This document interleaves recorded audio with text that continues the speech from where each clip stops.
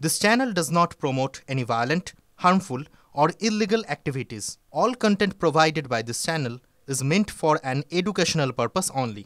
Top quality और consistent performance के लिए सिर्फ सिल्वर पंप्स नाम याद रखना। এই মুহূর্তে আরো একটা খবর দিই আপনাদের। বাংলাদেশের সেনাপ্রধানের সঙ্গে জামাত নেতাদের বৈঠক। সেনাপ্রধানের সঙ্গে ইউনূসের অশান্তি চরমে। এই পরিস্থিতিতে এই বৈঠক যথেষ্ট গুরুত্বপূর্ণ। যদি জামাতের দাবি সেনাপ্রধানের সঙ্গে সৌজন্য সাক্ষাৎ ছিল, বর্তমান পরিস্থিতি নিয়েও আলোচনা হয়েছে। জাতীয় নির্বাচনের রোডম্যাপ প্রশ্নে বাংলাদেশে অস্থির পরিস্থিতি।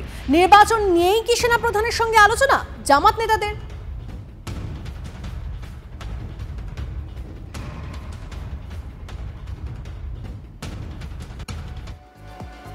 ওদিকে ইউনূস তার বড়সড় গেম প্ল্যান বাংলাদেশে।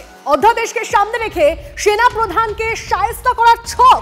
ইউনূসের প্রস্তাবিত সরকারি চাকরি অধ্যাদেশ ঘিরে জল্পনা চরমে। জল্পনাটা ঠিক কোন জায়গায় আরো ডিটেইলসে জানবো, বিস্তারিতভাবে জানবো। আমাদের প্রতিনিধি প্রসেনজিৎ আমাদের সঙ্গে রয়েছেন সরাসরি। প্রসেনজিৎ,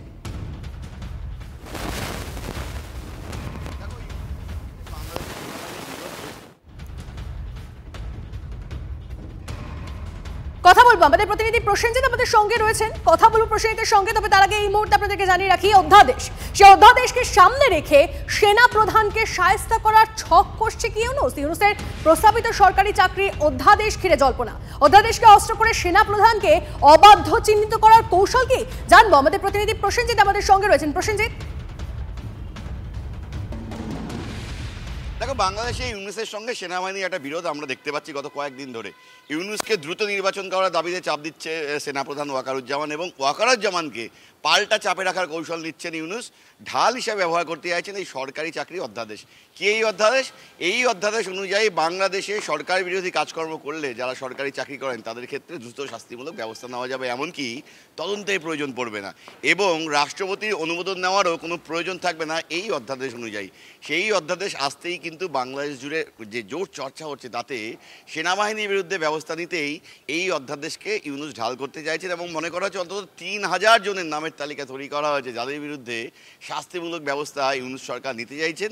এবং এই 3000 জনের মধ্যে সিংহভাগ নামই কিন্তু সেদেশের সেনাবাহিনীর কর্তাদের। মনে করা হচ্ছে ইউনূস যা চাইছেন তাতে কোথাও গিয়ে প্রবল আপত্তি জানাচ্ছে বাংলাদেশের সেনাবাহিনী। আর সেই কারণেই সেনাবাহিনীকে চাপে রাখতে, বিশেষ করে ওয়াকারুজ্জামানকে চাপে রাখতেই কিন্তু ইউনূস এই কৌশল নিচ্ছেন। যে কোনো সময় ঘটনা কোন দিকে গড়ায় আমাদের কিন্তু একদম তীক্ষ্ণ নজর রাখতে হচ্ছে প্রতি মুহূর্তে। নজর রাখা প্রসেনজিৎ, ধন্যবাদ।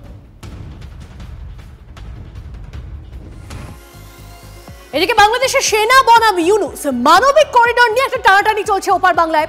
বাংলাদেশের সেন্ট মার্টিনে মার্কিন সেনা নৌঘাঁটি হয়েছে।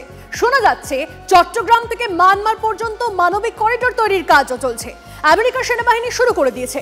আমাদের শিলিগুড়ির করিডোরের খুব কাছে 200 কিলোমিটারের মধ্যে বাংলাদেশের লালমনিরহাটে বিমান ঘাঁটি তৈরির প্রস্তাব চীনের সেনাবাহিনীর কাছে পাঠানো হয়েছে বলে খবর।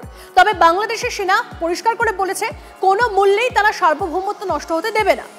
আচ্ছা, এই কথাগুলোকে কি ইউনূসের বিরুদ্ধে সিপাহী বিদ্রোহ বলে ধরা যেতে পারে?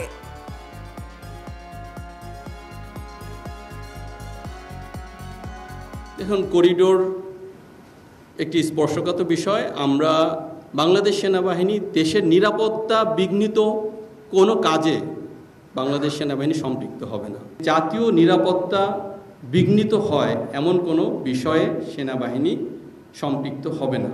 দেশের সার্বভৌমত্ব রক্ষার জন্য বা নিরাপত্তা রক্ষার জন্য আমরা সর্বদা সেনাবাহিনী একত্রে এবং একতাবদ্ধ হয়ে কাজ করে আসছি, এবং ভবিষ্যতেও আমরা দেশের জন্য, দেশের নিরাপত্তার জন্য দেশের মানুষের সাথে কাজ করে যাব। ক্লাস 10 ও ক্লাস 12 এর পরীক্ষা শেষ, রেজাল্ট আউট। এরপর কি পড়বেন, কোথায় পড়বেন, সুলুক সন্ধান এখন হাতের মুঠোয়। TV9 বাংলা এডুকেশন এক্সপো 2025, কলকাতার সবচেয়ে বড় এডুকেশন এক্সপো। ডিগ্রি না ডিপ্লোমা, কোন কোর্স করবেন, কিভাবে প্ল্যান করবেন নিজের ক্যারিয়ার, সব প্রশ্নের উত্তর একটাই। TV9 Bangla education expo. একই ছাদের তলায় থাকছে নামকরা সব ইঞ্জিনিয়ারিং কলেজ, বিশ্ববিদ্যালয়, মেডিকেল ও management institution. TV9 Bangla education expo 2025, 31শে মে ও 1 জুন বোস ইনস্টিটিউটে, কলেজ মোড়, সেক্টর 5, সকাল 10টা থেকে সন্ধ্যে 7টা পর্যন্ত। এন্ট্রি একেবারে ফ্রি।